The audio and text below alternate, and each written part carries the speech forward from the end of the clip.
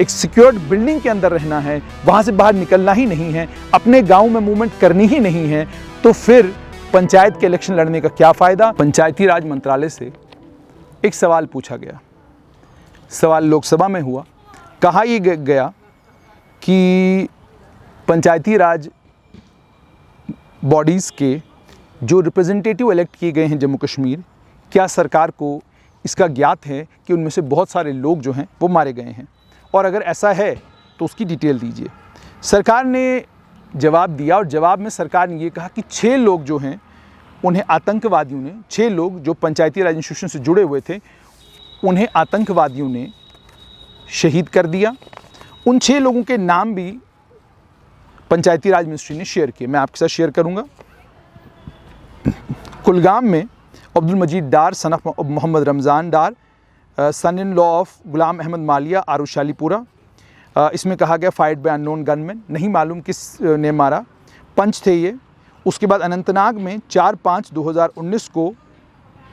मई 2019 को नौगाम डूरू अनंतनाग में गुल मोहम्मद मीर, ये सरपंच थे पंचायत नौगाम के, पंचायत हल्का नौगाम के। उसके बाद अनंतनाग में ही 26 नवंबर 2019 को सैयद मोहम्मद रफ़ी शाह सरपंच थे, इन्हें मार दिया गया।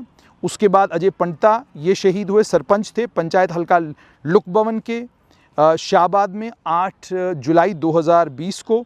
उसके बाद माफ़ कीजिएगा 8 जून 2020 को अनंतनाग में 6 अगस्त 2020 को साजिद अहमद खांडे, अली मोहम्मद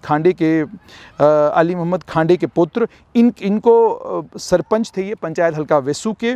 और उसके बाद श्रीनगर में 24 अगस्त 2020 को शुपियन में निसार अहमद भट्ट नामी एक पंच को खानमुख के रहने वाले थे, इन्हें शहीद कर दिया गया। कुल 6 लोगों के नाम जो हैं वो पंचायती राज मंत्रालय ने शेयर किया है और कहा है कि ये वो 6 लोग हैं जिसमें 4 सरपंच और 2 पंच हैं जिन्हें आतंकवादियों ने अप्रैल 2019 से लेकर अगस्त 2020 तक शहीद किया है। सवाल ये है कि पंचायती राज को लेकर बहुत बड़ी बड़ी बातें की जा रही हैं, जम्मू कश्मीर की सरकार ने भी बात की है और बात केंद्र सरकार ने भी की है, लेकिन जब आप पंचों और सरपंचों से बात करते हैं तो 2 बातें पंच और सरपंच आपको बिल्कुल साफ तौर पर बताते हैं। पहली बात, पंच और सरपंच आपको ये कहते हैं जी कि हमें नहीं लगता कि हमें एम्पावर किया गया है। दूसरी बात वो ये कहते हैं कि उनकी बात जो है वो बाबू लोग नहीं सुनते। तीसरी बात वो ये कहते हैं कि आतंकवादियों का खौफ और आतंकवादियों के डर ने उनकी एक्टिविटी को लगभग ख़त्म कर दिया हुआ है। पिछले दिनों आपने देखा होगा, अखबारों में खबरें भी आई कि पंचों और सरपंचों को होटलों में और हॉस्टलों में रखा गया, बाहर सिक्योरिटी प्रोवाइड की गई है। पंच और सरपंच ये कहते हैं कि हम हॉस्टलों में और होटलों में रहने के लिए पंच और सरपंच नहीं बने थे, हम पंच और सरपंच इसलिए बने थे ताकि हम लोगों की सेवा करते। अगर लोगों की सेवा करने का ही मौका हमें नहीं मिलना तो फिर पंचायत का मेंबर बनने का हमें फ़ायदा क्या हुआ। अगर हमें 24/7 सिक्योरिटी में ही अगर 24/7 हमें एक सिक्योर्ड एनवायरनमेंट में रहना है, एक सिक्योर्ड बिल्डिंग के अंदर रहना है, वहाँ से बाहर निकलना ही नहीं है, अपने गांव में मूवमेंट करनी ही नहीं है, तो फिर पंचायत के इलेक्शन लड़ने का क्या फ़ायदा, फिर लोगों का नुमाइंदा होने का क्या फ़ायदा, और फिर क्या होगा उस वादे का जो केंद्र सरकार ने किया था, जो प्रधानमंत्री नरेंद्र मोदी ने खुद कहा था कि पंचों और सरपंचों से जम्मू कश्मीर में एक नए लोकतंत्र की शुरुआत होगी। वो नया लोकतंत्र क्या ऐसा होगा, क्या वो नया लोकतंत्र, क्या उस नए लोकतंत्र की शक्ल ऐसी होगी कि इस लोकतंत्र में पंच और सरपंचों को इलेक्ट तो आम लोग करेंगे, लेकिन उसके बाद पंच और सरपंच उन आम लोगों के बीच में जा ही नहीं पाएंगे क्योंकि आतंकवादियों का खौफ है।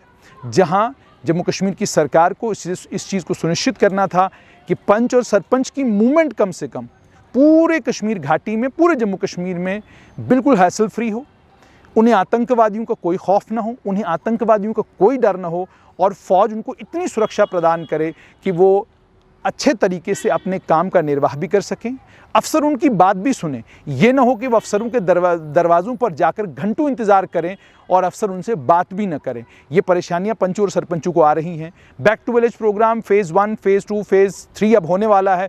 1 और 2 में जिन कामों के वादे सरपंचों और पंचों ने किए थे अपने लोगों के साथ, वो काम अभी तक नहीं हुए हैं। कई जगहों पर हुए हैं, लेकिन बहुत ज़्यादा जगहें ऐसी हैं जहाँ पर वो काम अभी मुकम्मल नहीं है। इसको लेकर भी लोगों में गुस्सा है, आक्रोश है।